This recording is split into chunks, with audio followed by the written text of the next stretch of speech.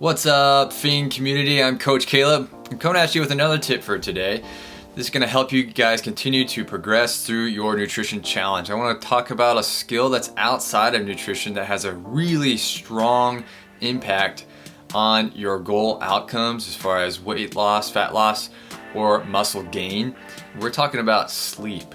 Okay, this is how your sleep routine can strongly impact the outcome of your goals. Okay, so let's talk about specifically for fat loss. Okay, you're struggling to shed the pounds, you're struggling to figure out how to lose weight, and so what's sleep got to do with weight loss?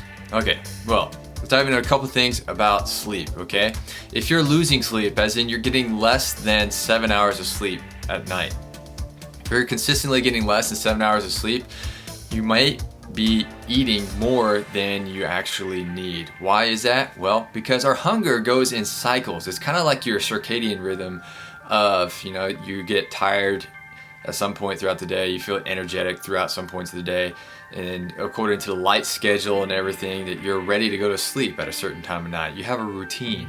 And our hunger goes in sort of like these 4-hour cycles. Roughly every 4 hours you'll get hungry again, especially at specific times of day whenever you are routinely hungry.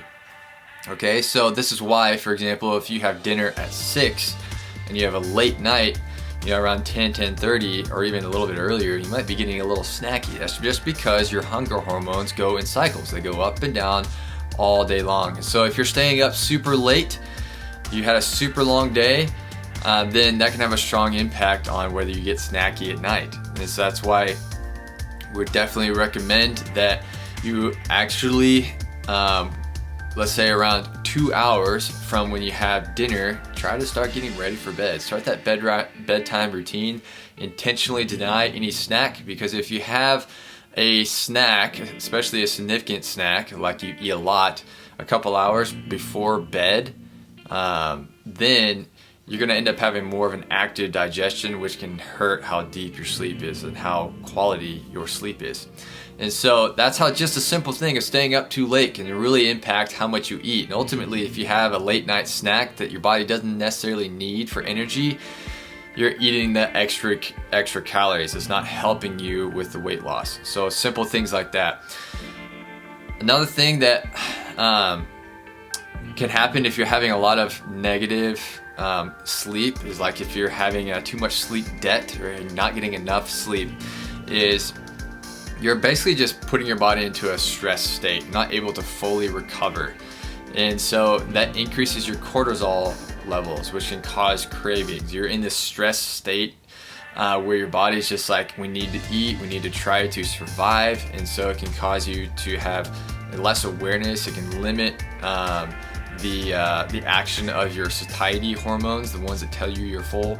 And so that stressed state can even cause you to emotionally reach for comfort foods, things that help you feel better emotionally to battle with anxiety. So that's how, just by simply getting 7 to 8 hours of sleep at night can make a strong impact on your food choices, because you're not going to be in a fog, and you're just going to limit those late night snacks. Okay, what about for muscle gain? Okay, what if you're trying to put on muscle? Well, you'd still want to get that 7 to 8 hours of sleep to make sure you're getting sufficient rest, because that recovery really matters. When you're trying to put some extra training in there, you're trying to eat to the fuel you need to put on muscle.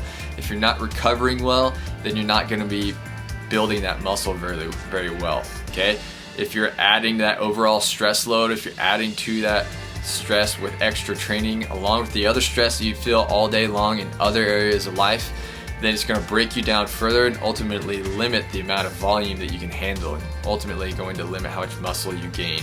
And so by getting enough rest to decrease the stress, to improve your recovery while also working on the nutrition, it's going to give your body permission to go ahead and lay down some new muscle mass, so you can feel good and keep training day in and day out.